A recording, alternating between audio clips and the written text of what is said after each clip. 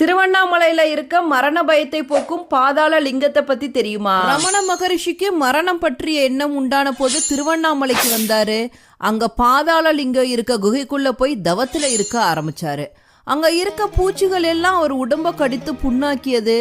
ஆனா ரமண மகரிஷி எதையும் உணரவும் இல்லை, அசையவும் இல்லை. இப்படி பல நாட்களா தவத்துல இருந்தாரு ரமணர். பூச்சிகள் கடித்த புண்கள்ல இருந்து ரத்தமும் சீலும் வெளியேறிக்கிட்டு இருந்துச்சு. சேஷாத்ரி சுவாமிகள் தான் பல துறவிகளின் உதவியோட ரமண மகரிஷிய பாதாள குகையிலிருந்து மீட்டு வெளியே கொண்டு வந்தாரு. கோவிலோட 5ஆம் பிரகாரத்துல ஆயிரங்கால் மண்டபம் அருகே இருக்கிறதாம் பாதாள லிங்கம். இங்க பாதாள லிங்கேஸ்வரர் என்ற பெயரில் இறைவன் லிங்க வடிவத்துல காட்சி தராரு. இந்த சிவலிங்கத்தை தரிசனம் செய்ய சில படிகள் பாதாளத்தில் இறங்கி சென்றுதான் வழிபட முடியும். இந்த லிங்கம் இருக்கும் சன்னதியில் அமர்ந்து தியானம் செய்தால் மரண பயம் நீங்கும் அப்படிங்கிறது ஐதீகம்.